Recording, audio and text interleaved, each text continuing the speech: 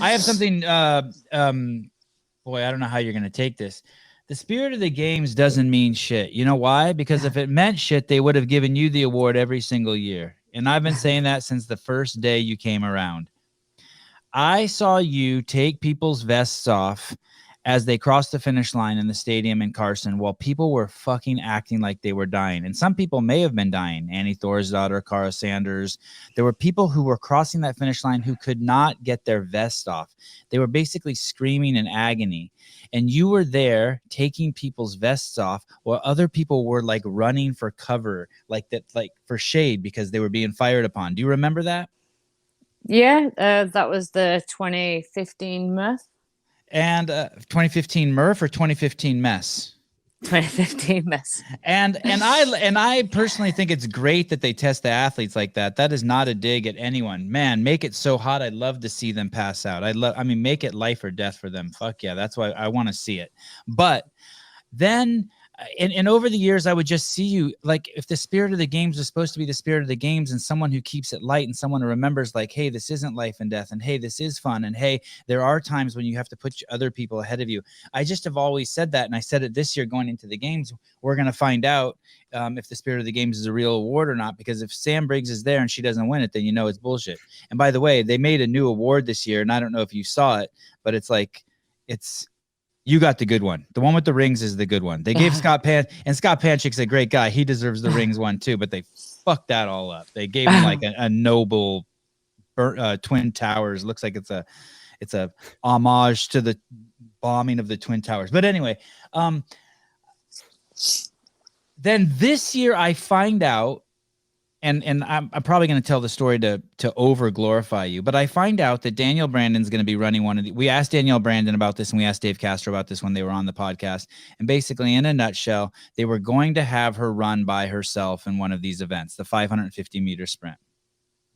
And as you know, that wouldn't have been ideal for her. She needed someone to run against, and everyone knows she's fast, so why the fuck would anyone want to run against her? It's like, Danielle's gonna have to run by herself.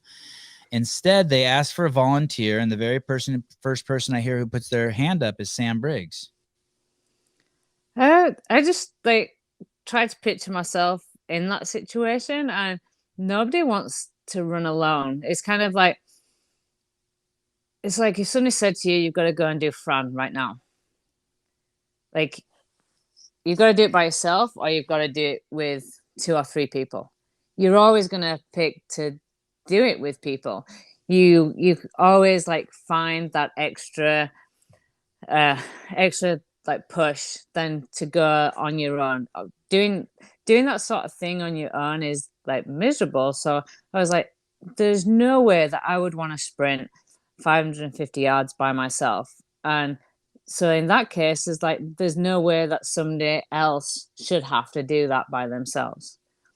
It's like, it was an unfortunate situation for them all with Bethany and Carrie, and like Danielle shouldn't be punished. It's already, the things were already against her this games, with having to be kept away from everybody else, having to have her own lane, mask up before the event's masked down. It's like she's already been like kind of like, I don't know, is already at a disadvantage to everybody else.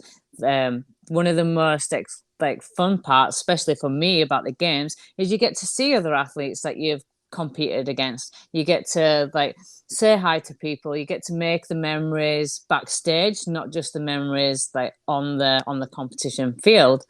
And so she's already, all her memories of being off field are going to be by herself, masked up. So I'm like, there's no way that if we're allowed to run with her, that I wouldn't volunteer to do that.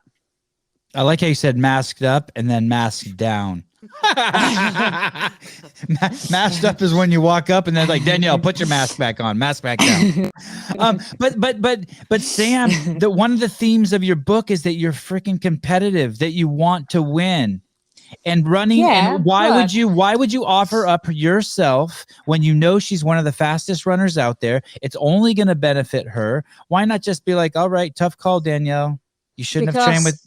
Because if I'm going to win, I want it to be on fair terms. I don't want to win because somebody else has been at a disadvantage, or I don't want to like win if somebody else is kind of like failing something. That's one thing that got asked of me in 2014 after I'd failed the handstand walk, and then one of my biggest competitors was obviously Catherine, and she was failing on the legless rope climbs, and I went over to try and help her and to try and like talk her through like a pacing strategy to get the rope climbs, and everybody was like, you're not in a qualifying position, why are you helping Catherine get this workout when she could like knock you out of qualifying for the games? It's like, if I qualify for the games, I want it to be because I've done everything I can to get to the games, not because somebody else failed a rope climb. I'm like, I want to be there because I deserve to be there. Everybody else has been on their A game and I've beaten them. Spirit of the game, Sam Briggs, 2010, 2011, 2012, 2013. What year didn't you go to the games? 2014? I didn't go 2012 and 2014. Fuck it. 2012, give it to her. 2014, give it to her. Fuck it.